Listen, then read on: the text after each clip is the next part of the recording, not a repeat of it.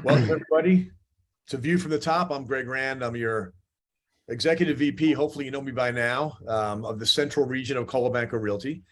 And View from the Top is a program put on by our fantastic team of regional vice presidents who, something around a year ago, decided that they wanted to do something by sales for sales, something be regular content that you would find valuable, that would help you build your business, help you make money, get you energized and motivated. And one of the topics that has come up again and again as something people wanted to learn more about was teams. I can tell you that I left the industry for a decade back in 2010. And when I came back, the thing that struck me the most that had changed was how big teams had become as an industry phenomenon. I was around back in the 80s when they first started, and they evolved, but they really went on to a new level in the last decade where people are building really valuable, substantial businesses within real estate brokerages like ours.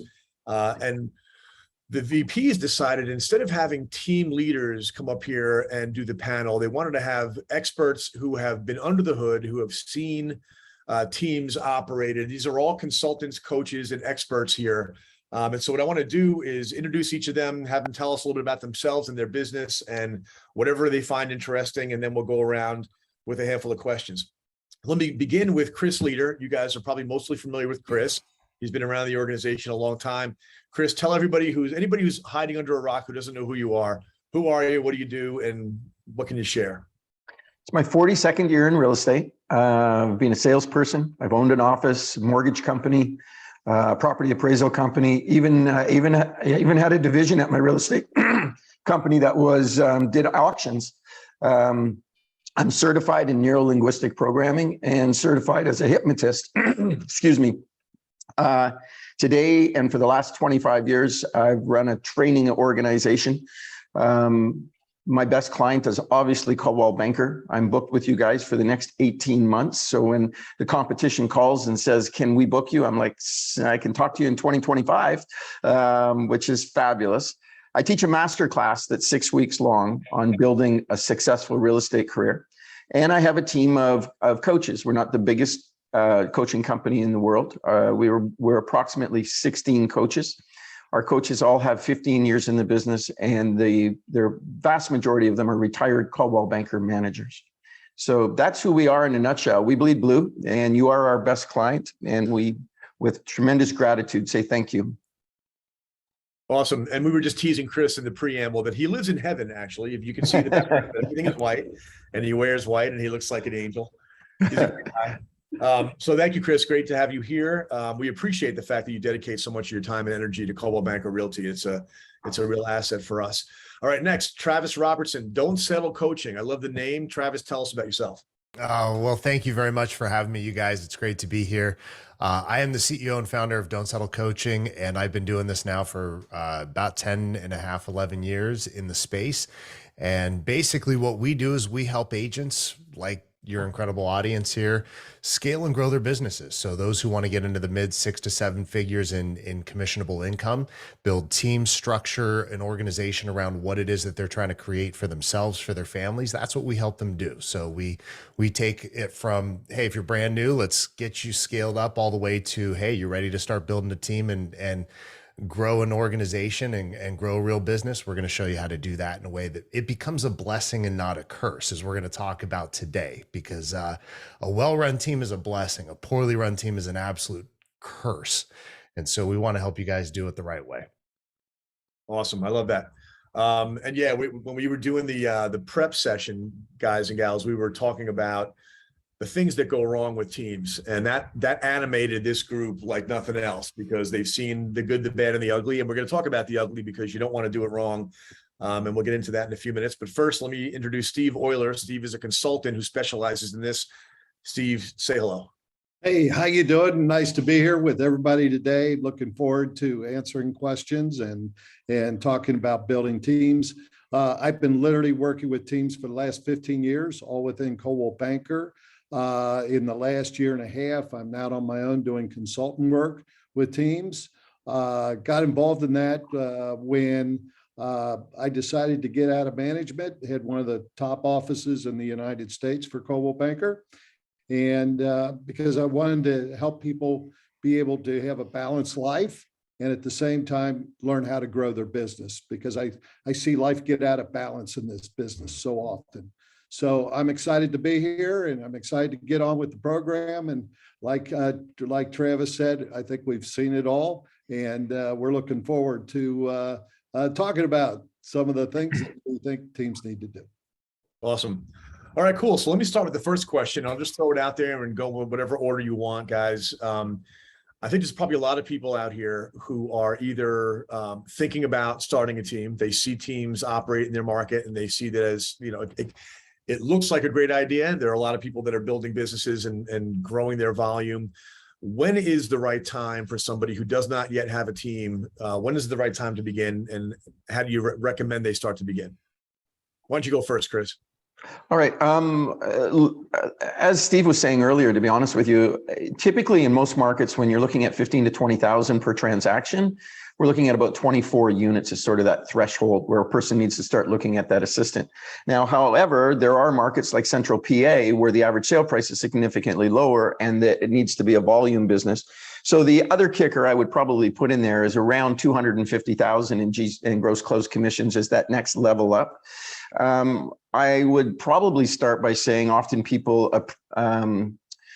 they approach this opportunity too soon, and I would much rather see them build a strong foundation first to try to get all of their ducks in a row and then ease into this a little bit at a time.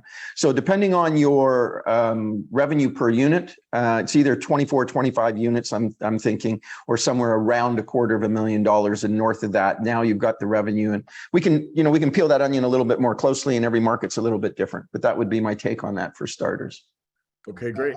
Yeah, I'd agree with that.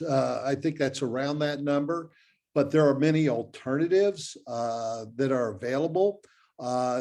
Simple ways of getting involved by, you may just go ahead and hire a transaction coordinator first to get your feet wet, but you really need to decide, where are you trying to go?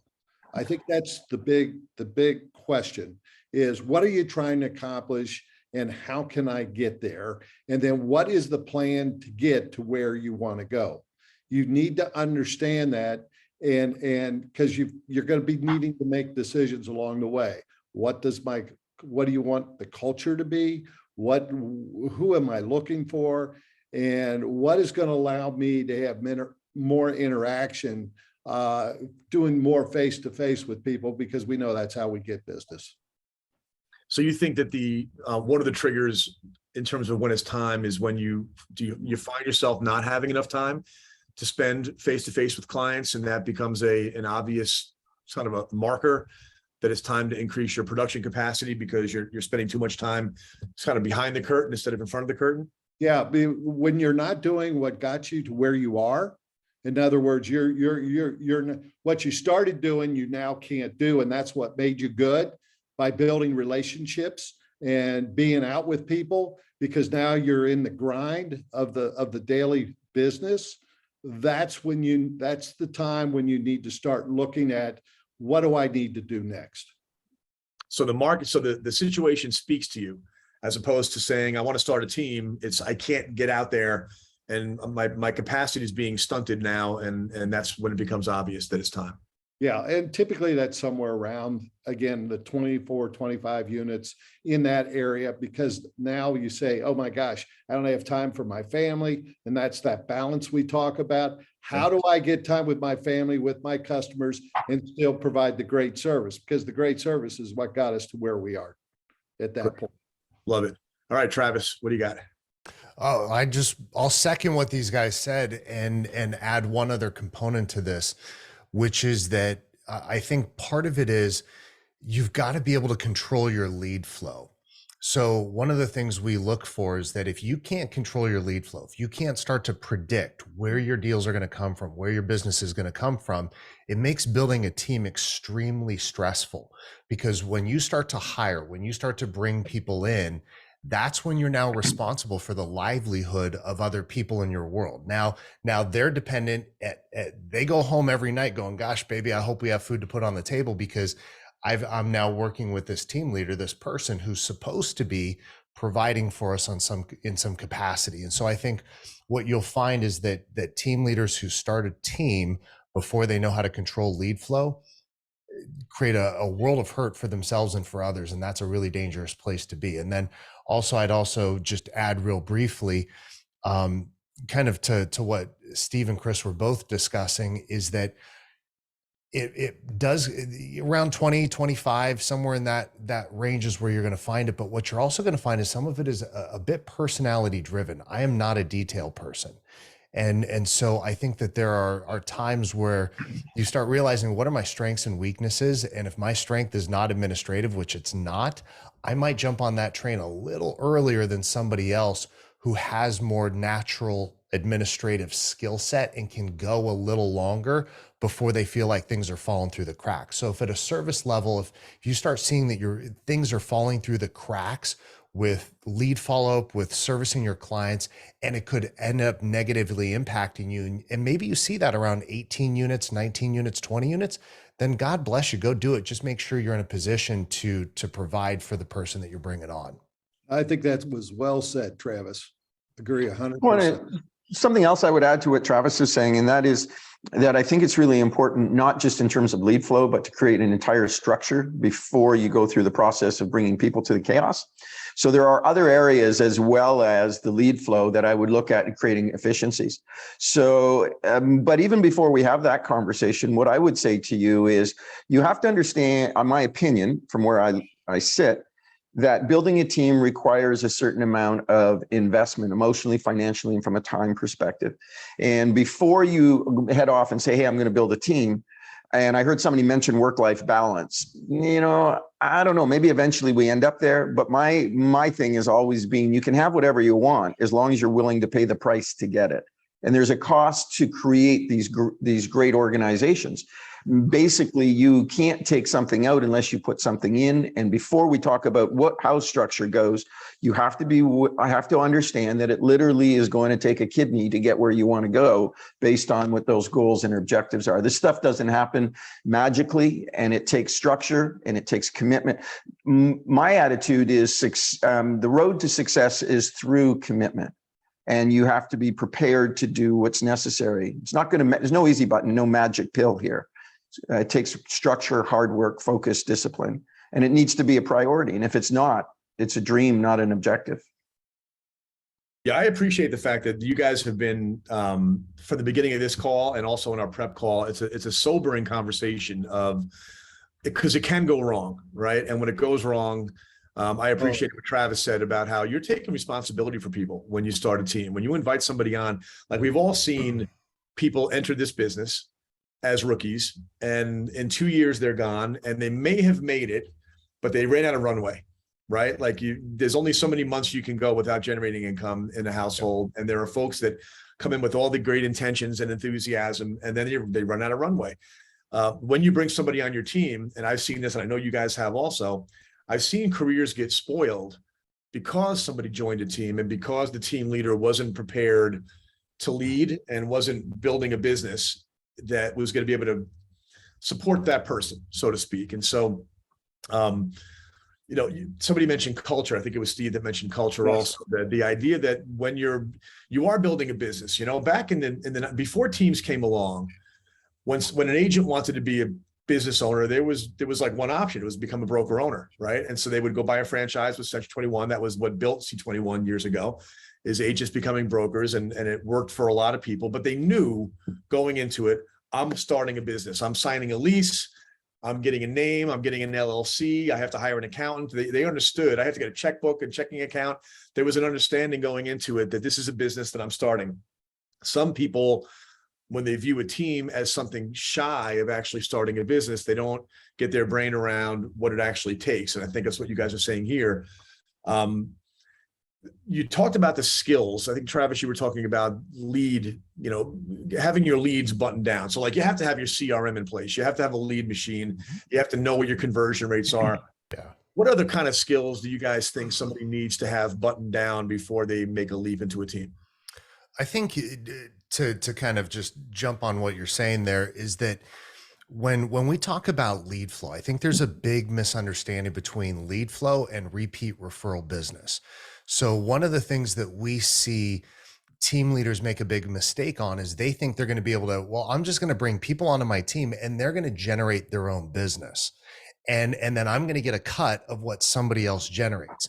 And if you think that's going to happen, you're delusional.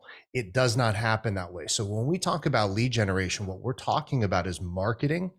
We're talking about a willingness to invest money. We're talking about sales conversion, understanding how to teach others and build a sales team, because what you're going to be doing is you're going to be teaching people how to convert, how to go on appointments, how to script out, how to understand how to do lead follow-up effectively, how to get into the mindset of the team members and how to lead effectively. So it's a whole different ballgame when you're now having to play whack-a-mole with the mindset of your team members, because basically running a sales team is playing whack-a-mole with mindset, because one day they're like, this is the greatest thing ever. And then the next day they're like, all the leads suck.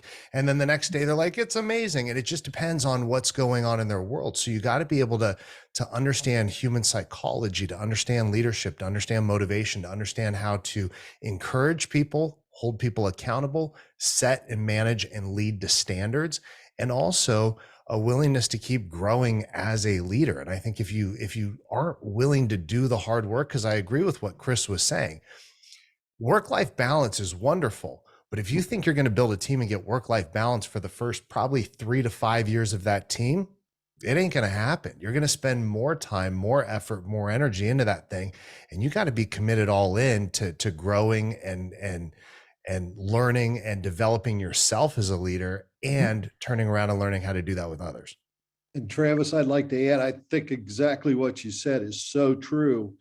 But I think the other thing is that you have to learn to be able to hold team members accountable to what the expectations are when you set them when they first join your team. One of the biggest mistakes I see is there are no expectations on the team for the people that are joined. In other words, how many units are they expected to do? What is the volume they're expected to do? And how are those leads going to come about? First of all, very hard to hire a person if you can't explain that, right?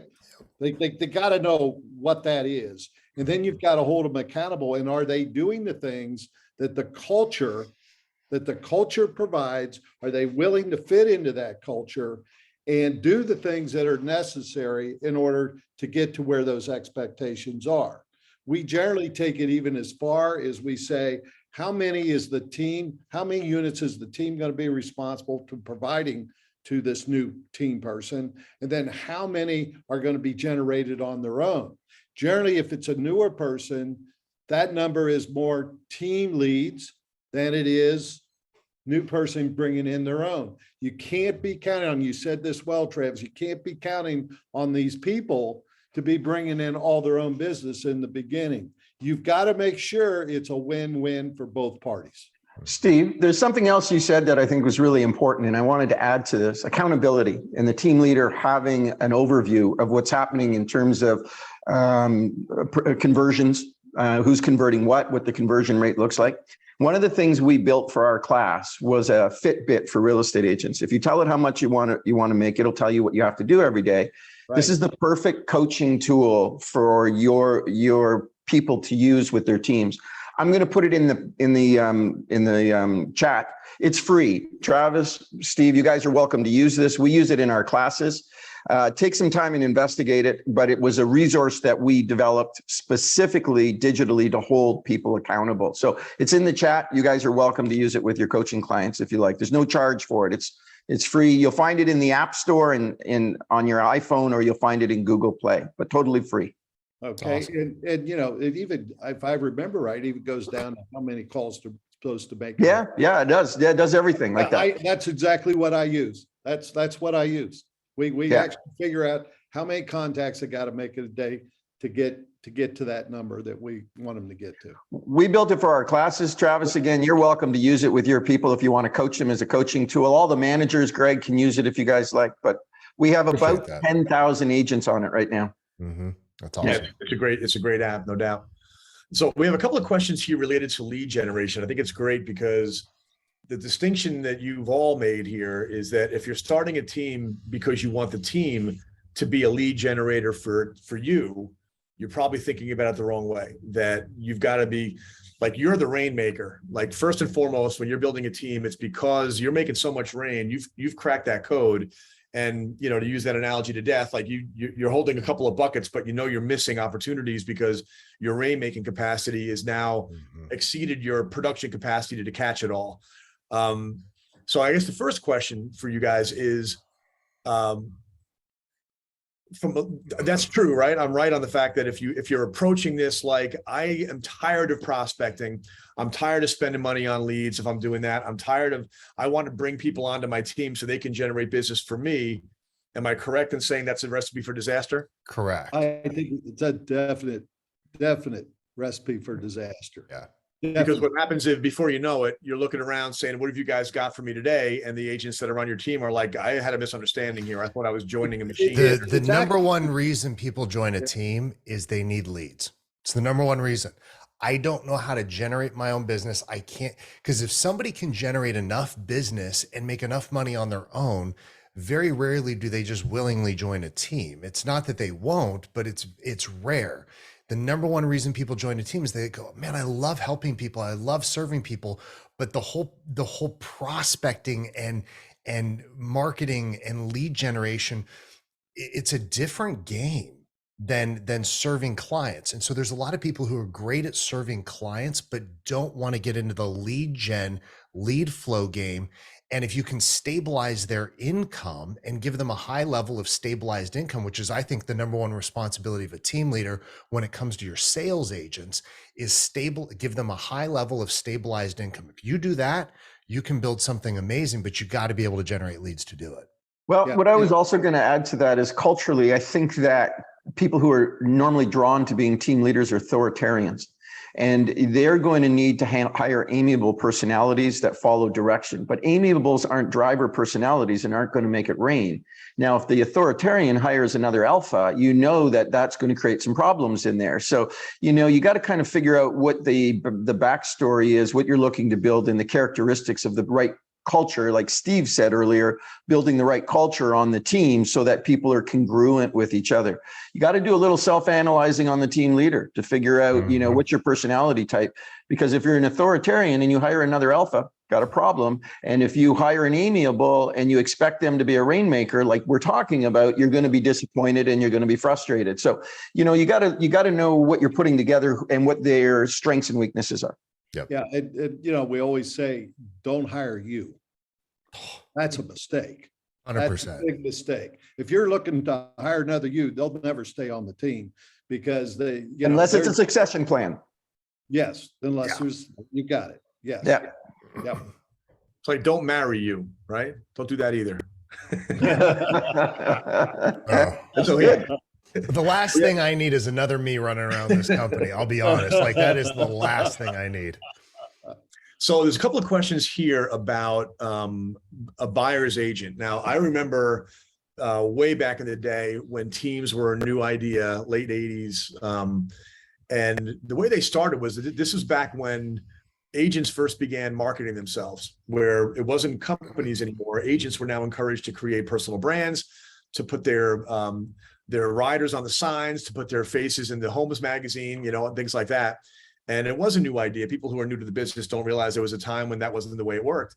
And they became entities within the business, and they were making enough rain where the recommendation, like the first generation of teams, was personal assistant, right? 5 hours a week, 10 hours a week, 20 hours a week, people building their way up. And I think once there's anybody more than you, you've got a team.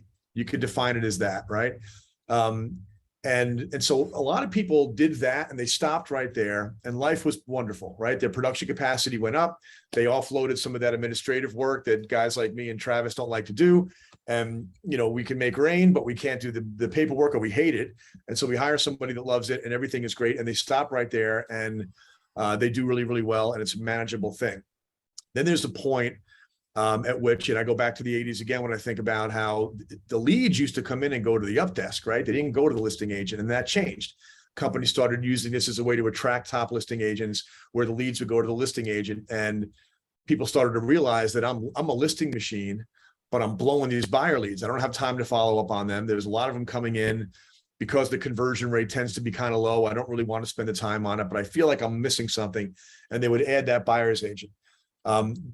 How do you guys feel about the order of things? People are asking about, when do I know it's the right time to hire a buyer's agent? How do you answer that? Typically, what I'd say hire a buyer's agent when they're up to about somewhere around 50, 55 units. Because again, this is supposed to be a profitable business where it makes business sense to hire the buyer's agent. It's also when you have too many buyer leads coming in that you can't handle the buyer leads. So at some point, you have to make a decision that you're willing to give those leads to the buyer's agent. But there's got to be enough capacity there that this agent can be successful. So it's when you can't handle the buyer leads that you're getting in. And in some cases, you're actually feeding them out to somebody else in the office. And you say, gee, if I hired the buyer's agent, but you got to make sure you got enough there that this person can make a good living and they fit the culture. Again, I want to make sure we say that. And it's typically somewhere, I have found somewhere around 50, 55 units is when we say we go out, because now we've built enough infrastructure, we're organized enough, we know what our plan is, we built the plan, we're now ready to take somebody else on to our culture. It's interesting what you said too, is that the trial balloon is just finding somebody in the office that you like, that you can farm some of those out to, make a referral fee arrangement with them, and then see how that feels. Try it on for size, see how it works, and then try them out and maybe make them an offer a little bit later on. But it's interesting. I can remember a time when there was a guy in my company who really wanted to have a team because he wanted to have a team. It was one of those team for team's sake, right? And he would bring people on. He would set expectations that he was going to farm leads, and then a lead would come through and he'd go on a lead by lead basis. He'd say, this one looks like it might be good. I think I'll keep this one to myself. And this one might be a waste of time. So I'm going to farm this one out. And they wound up burning a lot of people out. Do you recommend having I'm sure you do, but how would you structure it? Where are there certain types of leads, buyer leads, or certain price points or certain geographies? Do you set a rule in the machine that all the leads that look like this go that way, and you don't look at them case by case? I think that depends how you structure your team. There are some that will bring a buyer's agent and turn over all their buyer leads to them, even if it's $1 million lead and it's their best friend. Mm-hmm. Because they're making a commitment to these people. And so those people don't leave your team, right? Because they understand you're all in with them. Yep. Okay. Then there's another group that will say they give a range within where they do it, but they make it very clear so there's no misunderstanding of who's going to get what leads. It's got to be very clear, and it's got to be very clear at the beginning, and you should be able to predict out based upon the previous year's business how many of those leads and how many of those should be able to be converted.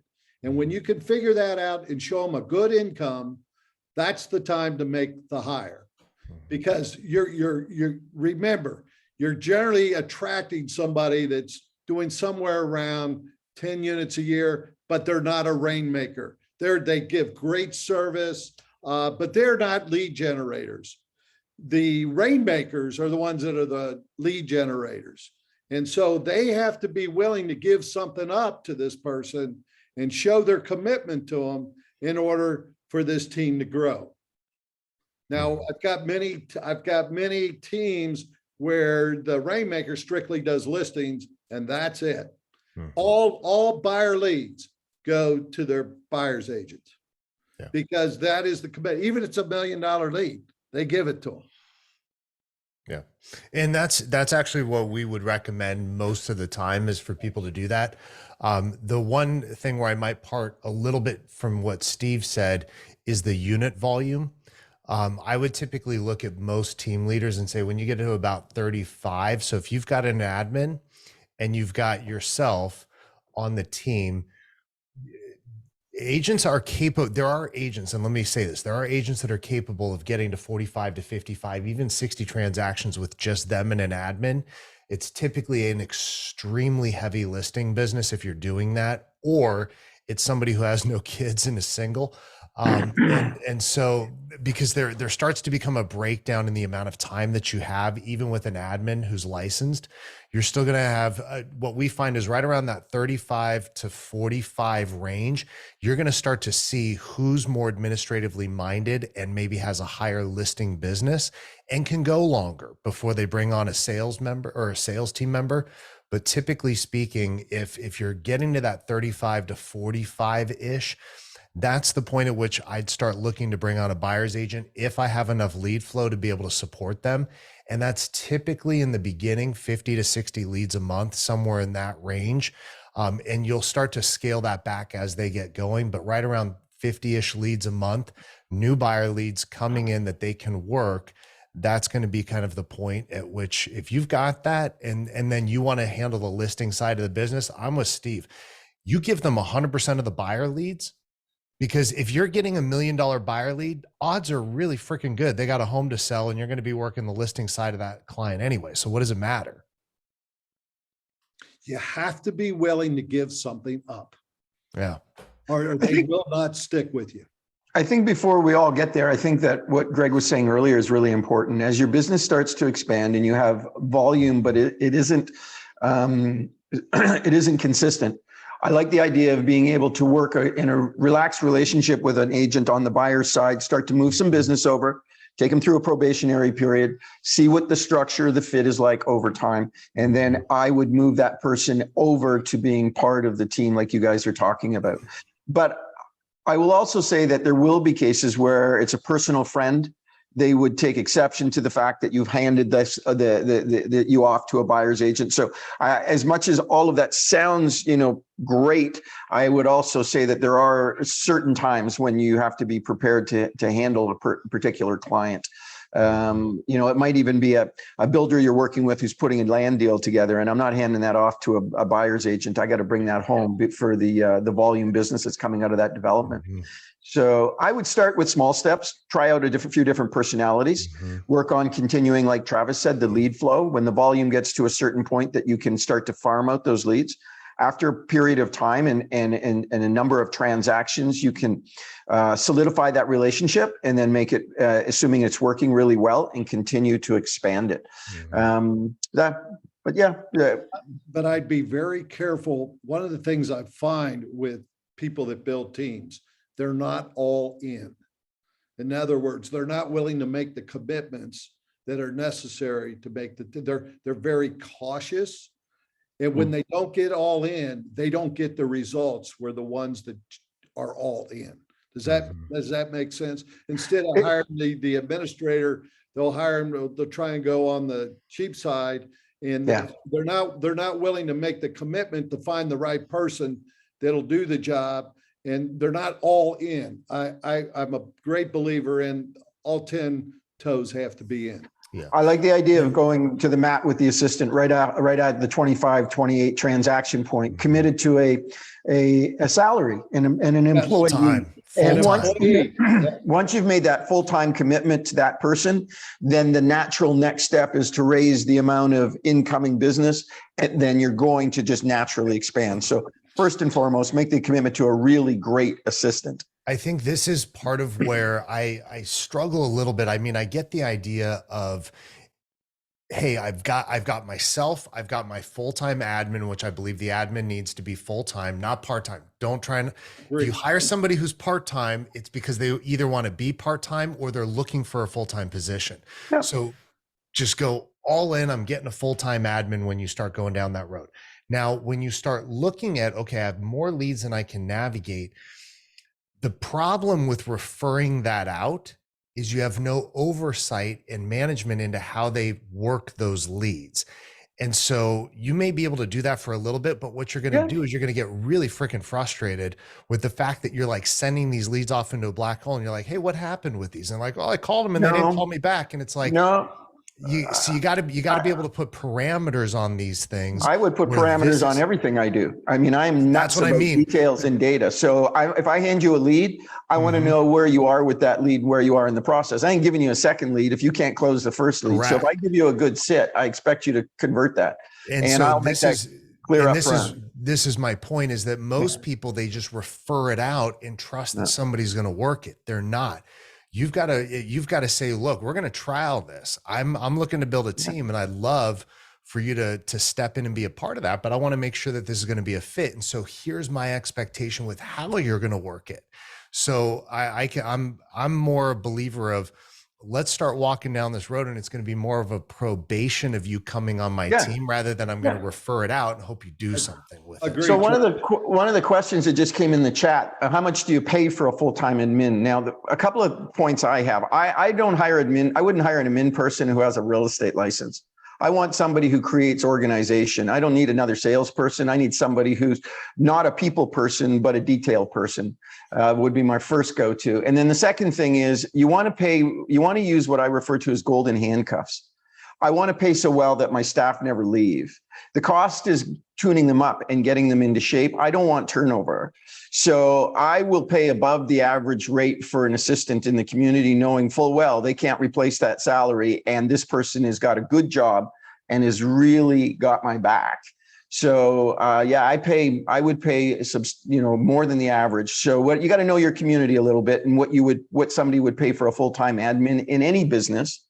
And then I would pay a premium on that, so that, you know what, I love my job. I love working with Chris, and I ain't going anywhere. The cost of turnover is too high. And if you pay peanuts, you're going to get monkeys. So what you want to do is make sure you pay for quality people. And my suggestion to get them would be to use an employment agency, because you're not qualified. We're not qualified to interview, advertise, do all the background research. So I would hire an employment agency with the criteria I'm looking for, pay a premium, and I would have an excellent lieutenant that can handle all the details so that I can go out and create more rain. Awesome. This is great stuff, guys. We're getting a lot of good feedback and a lot of good questions. One that's been recurring is the idea of going back to lead generation, right? And I think what I'm hearing most of you saying, and it comports with my experience, that the ideal signal that it's time to build a team is when you are generating leads because you're a listing machine and the leads are coming your way and they're self-generated because of your listing inventory. But there are a lot of people that build teams and buy leads from another source. And what do you think of that? And are there any parameters around when that's the right thing to do and how much to spend, et cetera? I think if you're not buying leads, you shouldn't build a team. Okay. And so it's one thing to be a listing machine, but generally speaking, the person who's a listing machine is going to have some amount of marketing and advertising and lead flow control, and that's going to be paid lead flow. So if you're not willing to invest in lead flow, you shouldn't build a team. I don't care. It's like, well, because here's what happens during a big market run up like we've seen. Bad strategies can, or a great market can cover bad strategy. And that's what we've been seeing, is that you have a lot of people right now who are like, I work only by referral. I'm like, I'm sorry. I think that's ridiculous, because in a shifting market, do you know what dries up faster than anything else? Referrals, repeat business. Because right now everybody's like, I'm good. I'm sitting in my house that I love at a 3.25% mortgage. I don't really feel like selling and going and buying something else at 6.5. It's like we're in a different market right now. So the way you have to, when I talk about controlling lead flow, I mean, I'm going to invest X dollars and I'm going to get Y number of leads back. If you're not willing to do that, you don't have control over your lead flow just because you're a listing agent who's self-generating buyer leads or listing leads from the listings that you're getting off of referral and past client. That's great in an up market. In a shifting market, which is what we're in, you have to invest money in lead flow. If you're not willing to pay for leads, don't start a team. What do you guys think of that? I agree with you. You've got to make sure you are generating leads, because you've got a responsibility to that team. I think it's like there's different ways about making sure you have those leads. It's what are you doing marketing wise? What are you doing call wise? What are you having your team do? Leads come in all different ways, but if you're not generating the leads, you're going to start starving the team. And so you need to be in an adjustment mode right now. If your team has not made an adjustment right now, you're going to be in trouble. The other thing I would add to that, I think as a team leader, it's important that you put your forecast together from the expense side of your business so that you understand the revenue commitment you have to make every month. And if you don't have the appetite for that commitment, even in the months you're not writing business, then you probably got to ask yourself, am I really willing to carry that much weight? And if you're not, because there's going to be times when you got more going out than coming in, and you're going to question, am I doing the right thing? And the only way to get to where you have to go is you have to push forward through those difficult, challenging periods in your business. So if I was helping you design a team, I would take you back. And one of the first steps I would do is put you through a forecast of what you're prepared to commit to on a monthly basis on the expense side. Then I would run those numbers back through the app on the revenue side. And I would tell you from a revenue perspective, how much money you need to generate every month to create a balanced budget. And then we talk about the commitment in terms of the activities that are necessary. There's a formula for all of this, and it's not like an art form, it's a science. There's a mathematical formula to everything we're talking about. But I think probably for anybody that's thinking about this, if they were to reach out and have an appointment with Travis or Steve or even myself, I think before you pull the trigger on getting involved in building a team and coaching, I think it would be worthy of an hour discussion with one of us to find out, what's involved, what's the commitment look like, and almost try to figure out if this is something you really want to do, because you got to have your eyes wide open to understand what you're looking at. That's based on what you guys were saying. To take that a step further, one of the first questions, do you have a good accountant? Do you have somebody giving you good financial advice? Because when you build this team, are you an S Corp? Are you a LLC? I mean, all kinds of things go into building this team. And do you have a business plan? And, the question I always ask is, do you have a business plan? And they say, yeah. I said, good, tell me what it is. And they have no idea what that business plan is. This has got to be a working business plan. And I think what you said, Chris, is so true. You should be calculating all this before you start. So what I was going to say to you guys is that and Steve, or Greg, sorry, you brought this up earlier. I have a contract north of the border to teach all the Century 21 offices how to run franchises, which when you're running a franchise office, for the most part, it's like running a real estate team. And one of the tools we built, Steve, was a spreadsheet program so that we could look at different arrangements with different people in the office from a profitability perspective. Sure. So, it's the same tool we would use now for a team leader, but we can put all the different people on, the revenue, the costs, what everybody needs to do. And we can, scientifically show you what you have to generate. And we do that in a forecasting mode so that people understand the exposure side. And then the real question is, are you willing to do all of this? Because if you're not, then at least you're going to be a good single agent operator. Yep. So guys, and I think there's something to consider here is that if you look at personality profiles and you look at kind of what it takes to be a team leader, you're looking at a small fraction of people that are really truly wired for what it's going to take, the risk profile, the personality profile, the willingness to grow. You're not talking about 50% of people should go out and build a team. You're generally talking about 10 to 20-ish% of the population max are really great at being a number one person. And I think there's a lot of people that would make incredible number two, number three people inside of an organization. And it's knowing where you fall in that mix and it's being okay with it. And I think that what I think part of what happens is a lot of times we get into this team leader conversation and people think being a team leader is better than being an individual agent. And it's not, it's just different. And some people make better individual agents. Some people actually make incredible team leaders. But I can tell you the vast majority of people who go to build a team do not make incredible team leaders. They're actually terrible team leaders. Doesn't mean they can't learn, but they overestimate their abilities. And so what I would encourage is to kind of what Chris was saying earlier, which is have an honest conversation with somebody who's going to tell you, this is a really crappy idea. You shouldn't do this right now. And you've got some things you need to work on first before you run out and take responsibility for the livelihoods of others. Travis, one of the reasons I think people want to build a team is for their own ego. They want to be the name on the marquee. Yep. And I would suggest to everybody, it's more about servant leadership than it is about you being the big dog.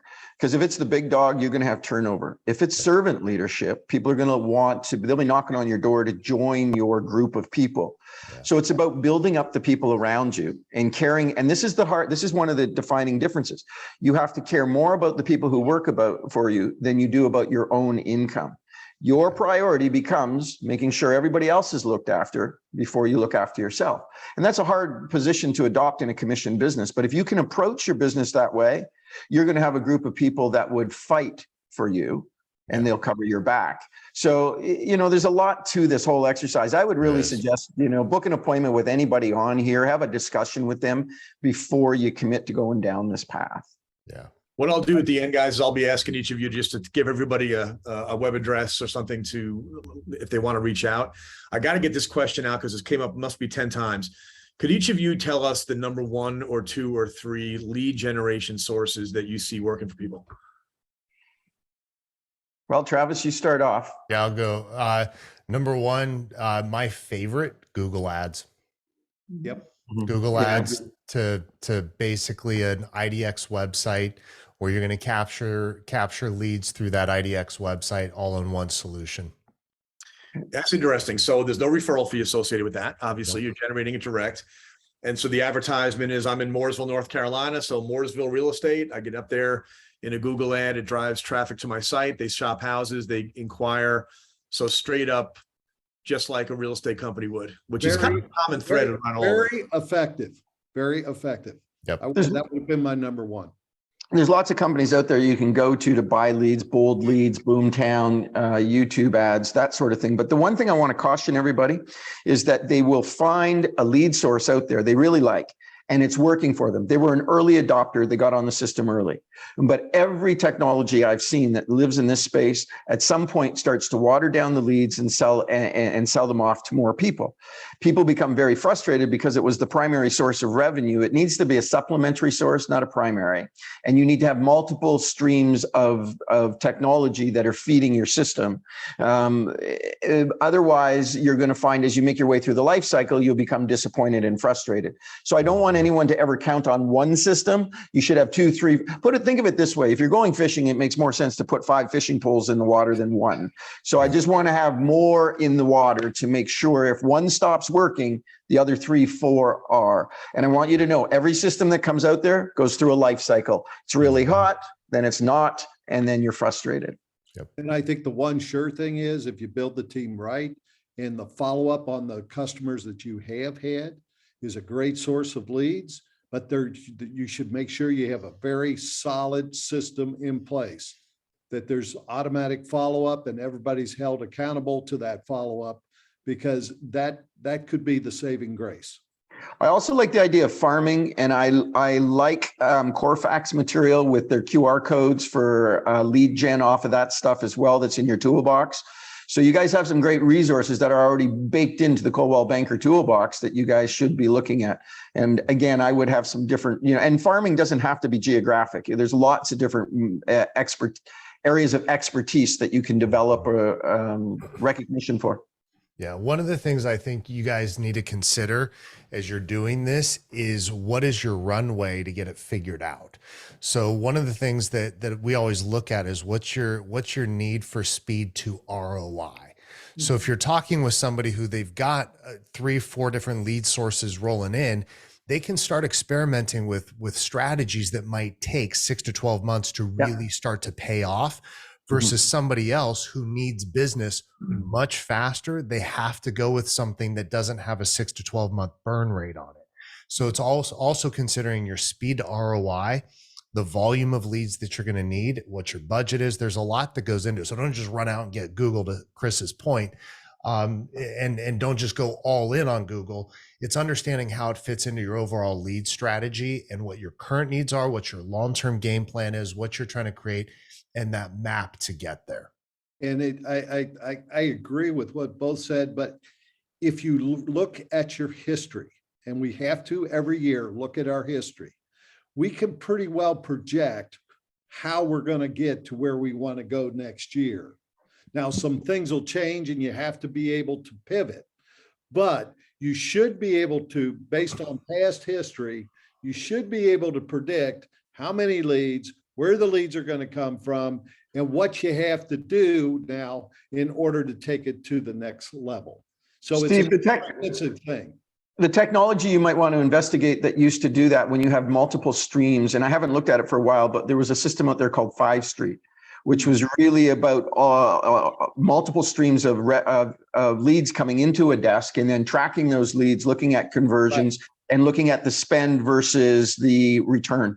So 5Street was designed initially for that. But again, I haven't looked at it in quite a while, but that's for team leaders with lots of volume. Yeah, 5Street, that's correct. When we're doing business plans, that's one of the things we look at. We measure that and we make sure that we have enough leads being generated that everybody will be okay for what our projections are for the following year. Yeah. Realizing you're still taking educated guess as to what's going to happen in the marketplace. Sure. Year. It's an educated guess. And most of the all-in-one CRMs now, so 5Street was really created kind of because they were all over the place and systems weren't talking to each other. So now a lot of the all-in-one CRM solutions, so you mentioned Bold Leads, you mentioned Boomtown, there's Sync, there's Chime, which is probably my favorite right now. But there's a lot of different ones out there that allow for that tracking, Chris, to your point, so that you really can start dialing in like, okay, this is where this lead is coming from. This is where this client came from. What's our ROI on the spend versus the income off of it? Now, one of the things, Travis, I think is important there is you also have to look at that team leader to find out what their technology appetite is, because now we're headed into an area that gets kind of very detailed. So again, we might have to look at our admin person to make sure, because we're talking about systems now that take some understanding of how to run technology. So, these are all conversations you're going to have with Travis or you're going to have with Steve, and you're going to step into this. You don't want to try to eat the apple all in one bite, just little bites and keep moving them down the field. As you grow. Yeah. Guys, give me a number. If we were talking about $250,000 in GCI is a kind of a starting point. I think that's what somebody said early on. What kind of budget would somebody set for marketing and lead generation if that was their level, and people can math up from there if they're doing more? Starting marketing budget. My number would be 30. So I would use 30% of my revenue inside my marketing category. Now that's also going to include brand marketing in there as well, and lead gen. But yeah, I would be looking at about 30% of the gross revenue is the number I typically talk about. 10% for brand, 20% for marketing, and 30% in total. I'll be curious to see what the other guys have to say. I'm typically right between 20 and 25%. So we're talking $50,000 to $75,000 if you're a $250,000 producer. I would say it depends on where you're at in the team process. If you're an individual agent, you can get away with probably about 10%. Where if you're starting to build out a team, you're going to be looking at growing 15 to 25%, somewhere in that range. It depends on what your goals are and what you're trying to achieve. So if it's like, I'm in the team building phase, it's going to be a little higher as you start out. Usually it can start tapering back once you're rolling and you kind of have it dialed in. So 15 to 25% for an operating team, 10% for an individual. So where I was going to go with that is 10% is great for maintenance. You got a single agent wants to continue their brand, continue to farm in their neighborhood. Perfect. But if you're looking to take that agent and move them from 250 to 500 or 750,000, it's the seed money in the front that you have to be prepared to invest for the long-term return. Yep. So, are you in a growth mode or are you in a maintenance mode? If your objective is to run 25 units a year, then 10% is going to be fine. It's going to get the job done. But if you want to take that 25 and turn it into 75 or 100 transactions, we have to take a disproportionate amount of today's revenue and invested it into attracting tomorrow's clients. So again, we go back to the very beginning. What is the goal here? What do you want to do? And once you tell us what you want to do, we'll build that out. So that's my thought on that. If you want to go to $750,000 or a 7-figure income, you got to take a disproportionate amount of today's revenue and put it into the business to attract tomorrow's clients. what's interesting is that, I'm sorry, Steve, you're gonna say something? That's okay. I think it does come down to the individual though, and I think it comes down to the rainmaker because they have different ways of generating those leads. And again, I don't think there's a magic number. I've asked this question and I get different answers on that. But I found it, I'm kind of with Travis, it's somewhere between 15, 25%. And I think part of it too is also going to come down to your team's conversion rate, how you hire, how you manage the expectations, where you're sourcing the leads from, the quality of them. So there's a lot that goes into those numbers, and how fast you're trying to do it. So I think the faster you're trying to do it, the higher the money's going to have to be. To Chris's point, where we're generally speaking, we're going to find it 15 to 25% for most people in a manageable growth period, and putting things in, because we've just found that there are better lead sources than others, and a lower cost per lead, so we can get away with lower budgets and do it without going all in. Now, down the road, we can move into maintenance mode with the ones that we use to get started. And then we always have a percentage of the budget we're going to recommend into, depending on what people are trying to do, because Chris mentioned this before, things have a life cycle. So you've always got to have a percentage of your budget that is exploratory. It's like, hey, I just heard about this new thing. Well, let's put $500 a month towards it. Let's put $1,000 a month towards it, or whatever it is. And let's test it without pulling from the core budget that is responsible for maintaining what we're currently doing. So you always have to have an R&D portion of your budget that is just, let's try new sources, try new things. Because if something works, I might shift some of my budget from other places, diversify a little bit, but it also gives me backup that if something stops working, Google changes its algorithm, Facebook craps the bed, whatever it is, I've now got something else that's already tested, and I can spin it up much faster rather than run out and try and figure out how to replace lead flow. And again, remember what everybody's saying is measure what your return is. You will see some areas where you can take money and move it to something new, because you're always going to have something that you're going to find the return on revenue isn't there. A couple of questions in the chat that I think are important. The first one was 15 to 30%. Does that include the salary for the admin? And the answer is no. Nope. That's for the marketing. And the other one was, it's not just about volume, but it's about profitability. Well, the profitability should be based on your forecasting that you did. And then you should reconcile your expenses and your revenue every month, so that you understand that you're on track and you've built a profitable model and you adhere to the model and the guidelines that you built. So again, it's just strategy and structure. Yeah. And so one thing I just want to make sure that we're down to a couple of minutes here, and I want to make sure I give everybody a chance to share your contact information. We have leapt forward to the modern definition of a team, which, as Travis said, it's a business, you're budgeting, you're going to go a couple of steps backwards, probably in income, before you march forward. But I want to reinforce the fact that there are a lot of people that are watching this right now that are probably thinking more along the lines of the older definition of what a team is, which is, I'm a great listing agent, I'm blowing buyer leads, I need to get somebody administrative because my life is getting crazy and chaotic. Do that, right? Administrative support. Starting with that, because I'm getting very, very busy. I'm turning into somebody who's a legitimate listing agent here. That's the right first step. And then the right second step might be, I'm generating enough leads coming off of my signs and coming off of my properties on the IDX sites that I want to bring somebody in to be a junior agent and handle the buyer leads. So there's still a place for that. If you're an agent, and maybe it's not a team, maybe it's not the new definition of a team, but it's still a really effective way to increase your production capacity, to bring in some support around you in your business so that you have a little more, quality of life potentially. And it doesn't have to leap all the way. I don't want folks here to get discouraged at that lighter version of a team because you're not willing to go all in to build that business within a business. We call it the Holy Trinity. So some of the single most profitable teams: lead agent, so the team leader, one or two administrative people, and one buyer's agent who also will handle listings if there's listing overflow.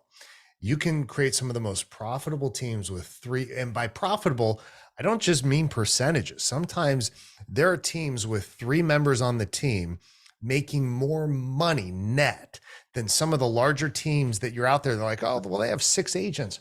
Right. But I promise you, they're not as profitable as you might think they are most of the time.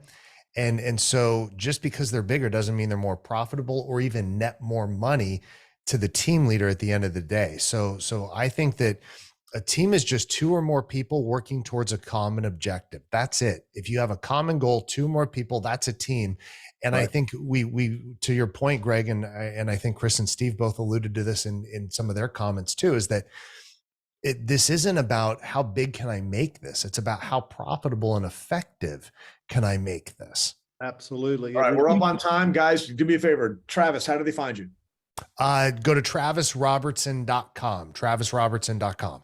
All right, Steve, how do they find you? Steve at OilerHeinz.com. Euler Hines, okay. And Chris Leader? LeadersEdgeTraining.com. Awesome. Guys, this was great. I know I'm looking at the chat and the comments there. This was great. You guys, someday I'm picturing a trifecta of the greatest team coaches in the world all joining forces and building some juggernaut. I'm sure you're not going to do that because you've got great things going on, but you are fabulous on this. Thank you. I know there's a lot of value that came out of it. We'll get the recording out and maybe we'll do it again sometime in the future. Would love to. Hey, Thank you very guys. much. Thank you. Thank Bye, you. guys. Pleasure, Thanks you for being guys. here, folks. See you. See ya.